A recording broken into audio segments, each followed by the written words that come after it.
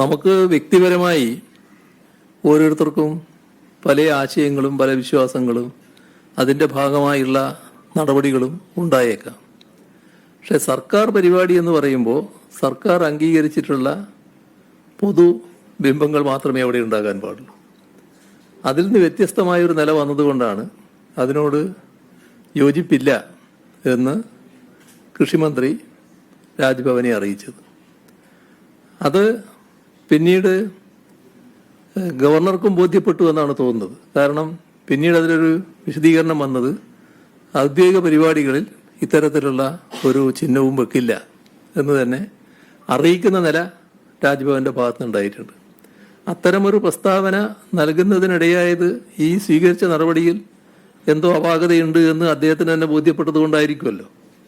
ഏതായാലും സർക്കാരിൻ്റെ നിലപാട് വ്യക്തമാണ്. അത് അംഗീകൃത നടപടിക്രമങ്ങളനുസരിച്ച് മാത്രമേ പരിപാടികൾ നടത്താൻ പാടുള്ളൂ. ഓരോരുത്തരുടെയും താല്പര്യത്തിനനുസരിച്ചുള്ള എന്തെങ്കിലും പ്രദർശനം അവിടെ നടത്താൻ പറ്റില്ല. അതാണ് സർക്കാർ അക്കാര്യത്തിൽ സ്വീകരിച്ചുള്ള നിലപാട്. രാജ്ഭവൻ സംഘടിപ്പിക്കുന്ന പരിപാടികളിൽ ഇനിയും ആ രീതിയിൽ തന്നെ തുടരുമെന്നാണ് രാജ്ഭവൻ അറിയിച്ചിരിക്കുന്നത്. അല്ല, അതാണ് ഞാൻ പറഞ്ഞത്. ഔദ്യോഗിക പരിപാടിയിൽ രാജ്ഭവൻ പല പരിപാടി ഉണ്ടാവില്ല. അവിടെ ഇപ്പം അദ്ദേഹം കുടുംബപരമായ ഒരു പരിപാടി നടന്നു, മറ്റേതെങ്കിലും നടന്നു, അത് നമ്മളെ ബാധിക്കുന്ന കാര്യമല്ലല്ലോ. ഔദ്യോഗിക പരിപാടിയിൽ ഇങ്ങനെയുള്ള ഭാരതാംബയുടേതാണല്ലോ ഇപ്പോൾ വന്നത്, അങ്ങനെ ഒരു ചിത്രം വെക്കാൻ ഉദ്ദേശിക്കുന്നില്ല എന്ന് അദ്ദേഹം വ്യക്തമാക്കി കഴിഞ്ഞിട്ടുണ്ട്.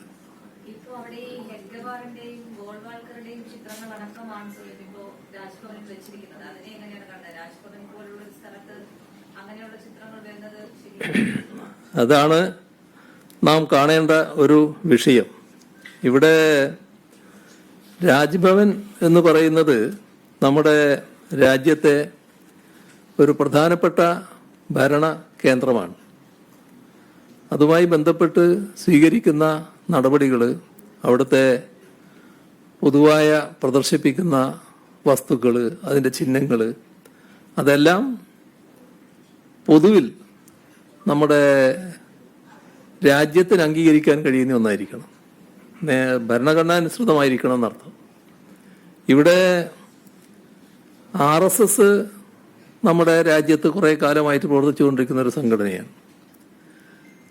അവിടെ നമ്മൾ കാണേണ്ട ഒരു കാര്യം, രാജ്ഭവനെ RSSന്റെ അജണ്ട നടപ്പാക്കുന്ന ഒരു സ്ഥലമായി മാറ്റാൻ പാടില്ല. മാത്രമല്ല, രാജ്ഭവൻ എന്നത് രാഷ്ട്രീയ പ്രചരണത്തിനുള്ള ഒരു വേദിയായി മാറ്റേണ്ട ഒന്നുമല്ല.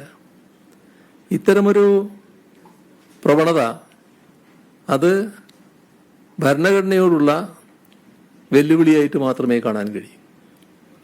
അത് അംഗീകരിക്കാൻ കഴിയില്ല. അത്തരമൊരു നിലപാടും സാധാരണഗതിയിൽ അംഗീകരിക്കാൻ കഴിയില്ല. ഇപ്പോൾ ചിലർ ചോദിക്കുന്നത്, ഈ ഭാരതാംബയെ അംഗീകരിക്കുന്നതിന് എന്താണ് പ്രയാസം എന്ന് ചിലരിങ്ങനെ ചോദിക്കുന്നുണ്ട്.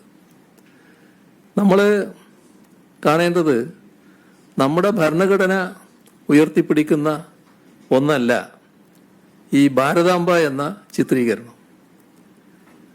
ഈ ഭാരതാംബയുടെ കയ്യിലെ കൊടി അത് RSSന്റെ കൊടിയാണെന്ന് പരസ്യമായി ഏകദേശം അംഗീകരിച്ചു കഴിഞ്ഞിട്ടുണ്ടല്ലോ എല്ലാവരും. അത്തരം ഒരു കൊടിയായിട്ടാണല്ലോ ഭാരതാംബയെ മുന്നോട്ടിറക്കിയത്. ഇപ്പം RSSന്റെ ചിഹ്നങ്ങളെ RSSകാർ ബഹുമാനിക്കും. അത് ബഹുമാനിച്ചോട്ടെ, അത് ബഹുമാനിക്കണ്ടെന്ന് നമ്മൾ പറയുന്നില്ല. പക്ഷേ അതെല്ലാവരും അംഗീകരിച്ചോളണം എന്ന് പറഞ്ഞാൽ അത് നടക്കില്ല. അത് RSSന്റെ ചിഹ്നം RSSകാർ കൊണ്ടു നടക്കട്ടെ, മറ്റുള്ളവരെല്ലാം അത് അംഗീകരിക്കണമെന്ന നിലപാട് സ്വീകരിക്കുന്നത് ശരിയല്ല. അത്തരമൊരു നിലപാട് സ്വീകരിപ്പിക്കുന്നതിന് രാജ്ഭവനെ ഉപയോഗിക്കാനും പാടില്ല.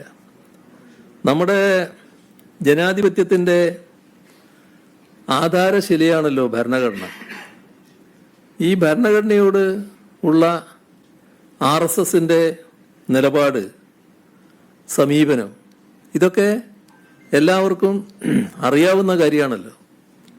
1925 RSS രൂപീകൃതമാകുന്നത്. ആ കാലം നമ്മുടെ രാജ്യത്ത് സ്വാതന്ത്ര്യ സമര പ്രസ്ഥാനം ശക്തി ആർജിച്ച കാലമാണ്. എന്നാൽ സ്വാതന്ത്ര്യ സമര പ്രസ്ഥാനത്തിൻ്റെ അടിസ്ഥാന നിലപാടുകളോട്, അതിൻ്റെ പ്രത്യയശാസ്ത്ര സങ്കല്പങ്ങളോട് തീർത്തും വിയോജിച്ച സംഘടനയായിരുന്നു